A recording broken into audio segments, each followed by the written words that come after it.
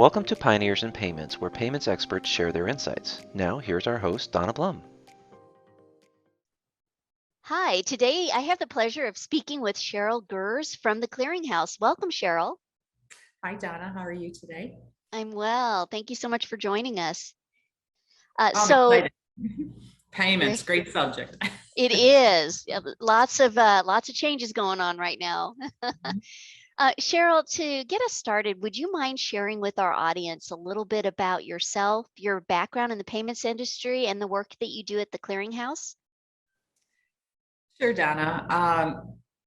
I have been a career banker, if you would, for probably 30 plus years. Started my career in the banking segment, started as an auditor and moved into operations and then fell into payments.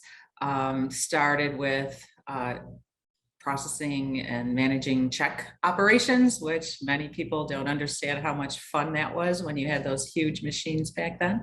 And then moved into the electronic mode, spending some time in ACH, wire, and now real-time payments. Credit cards also.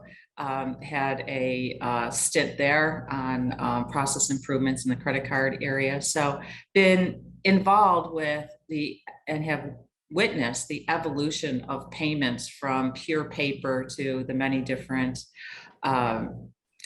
solutions or product offerings we have today, and have had the opportunity to understand and work within the different networks, because every single payment is processed on a network and every network has its own rules, regulations. It's not just the technology, there's the governance and all the fun part around it. So been very fortunate throughout the years as a career banker, being and having that ability to go cross product, which a lot of people didn't always have the opportunity for. So where am I now? I've transitioned into the Clearinghouse, which is the private payment operator in the United States. Some folks might know that. We've been around since 1892, but except for a lot of payment nerds, many people don't know that we exist. We process payments on a daily basis. We run the CHIPS network, we run the EPN network, we run SVPCO, and now we run and we've introduced the RTP network into the industry. I am one of the product managers, been here for almost 3 years, bringing conversation, engagement, education to bankers and corporates and customers of real-time payments. Well, thank you so much for that. We sure do hear a lot about RTP right now and the movement towards real-time payments, and so I'm just so thankful and grateful to have you on the podcast today. So to start out, there's a lot happening in the industry right now, and I think it can be challenging to navigate. What opportunities are best to pursue, and I think that the purpose of this really is to boil it down for our audience. And so, would you mind sharing with our audience what you believe is the most notable trend in the payments industry today? Yeah, I would really say change, right? And that's why we're talking about it, right? Change has been not that constant in the payment arena. The last new payment network in the United States was the ACH system, which was introduced in the early 70s. So we're now talking not just about a different way to make a payment, but a different network to process a payment on, which brings additional functionalities, capabilities. And this is really all driven by what's happening in the general marketplace, which is digitization, which is e-commerce. We as consumers, we as individuals working in companies, we're all on our mobile devices, or we're all on our Zooms or our online payments. And we expect now that our payments are embedded within those day-to-day expectations. And before, how many of us walked into a branch? We did our banking face-to-face, in person, at a branch, many people brought checks in just to visit their bankers on many days, you know. And now we've followed the trend to e-commerce, digitization, automation, and it's very rare that you see anyone walk in a branch today outside of going to an ATM. So how do payments follow that trend of from paper to electronic? So I think that's one of the biggest drivers and digitization, of course, has been supported by technology advances. You know, I mentioned checks. Back in the old days, there was, you know, machines that took up a floor of a building in Manhattan to sort paper checks.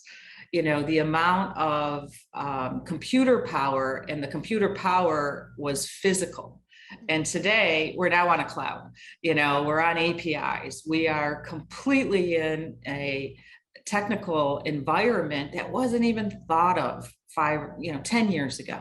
Mm-hmm. And so how do we bring the customers out there that want everything today accessible by a device that they're used to having in their hands? And how do we translate that into a payment experience with security, and to be able to go ahead and make a difference in advancement in payments today? And the other trend, of course, is that accessibility brings a little bit of vulnerability in the security world. How do we manage the security around payments? It's not data. It's not just sending an email or a chat to you, Donna, but I want to make sure when I say I make a payment electronically, I want to make sure you get it. And there's nobody on the other end that's trying to intercept it. At a bank, when I used to walk in and give a check, there wasn't anyone that would walk up to me, grab the check, and then go try to cash it. And in the automation, it brings that new opportunity of ways of, you know, those fraudsters out there to take control and find their way. So again, the trends to me are really about automation from a technology advancement standpoint, from a consumer expectation of having things instant today, immediate, and how do we use all of these ways in a way that's secure. Great. Well, my next question kind of trails that. So there's a lot of payment organizations out there who are processing payments today. And like I said, it can be difficult to navigate the changing landscape. What would you say is the biggest opportunity for those organizations today? I think for the organizations today is to first understand you may not want to be everything to everyone. You know, you have a business strategy, and you have a customer base that you understand, and that if you're going to make any changes to your payment strategy, be aware of how it should support your business strategies, and not just take on a technology or a new payment method because it's the flavor of the day in the newspaper. So for companies and people out there that are saying, oh my goodness, you know, it used to be 4 payment types. You know, I know how to take card in my organization. I know how to take a check, and I know how to take an ACH. Now I hear about, you know, all these alternative payment methods. Like, should I be giving them to my customers? Will they help me? Does it make sense? Will it cost me more money to collect my funds? And am I going to see more fraud? And to me, the folks out there need to first recognize you may not want to embrace all of them. And you might and should embrace the right payment option that works for your specific needs as an organization. If you want to have a credit card machine and do credit cards over the phone, and there's a reason for it, go ahead and do it. If you don't want to do it, you want to use your bank's ACH, do you want to start real-time payments? You know, do you want to go to a third party like a PayPal or a Venmo or Cash App? You know, figure out how because there's the opportunity, but with each opportunity, and I think we're going to talk about obstacles, you're spreading yourself, pretty wide sometimes. And what impacts does that have to your accounts receivable posting process, your cost structure, your customer service ability to support the customers that may have one of those unhappy experiences?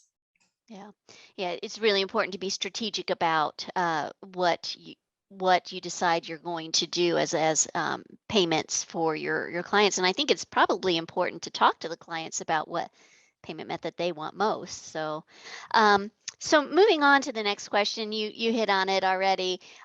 For the same organizations that are processing payments, what is their biggest challenge today?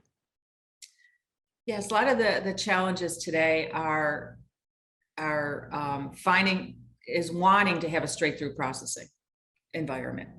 And what that means is that when a customer provides you with a payment method, the customer knows, and that payments within your boundaries, within your environment, and that it reflects, so that the customer can check, or the customer can make sure that it was there and it drove certain business processes like releasing of goods or starting the delivery of a package in e-commerce. So making sure that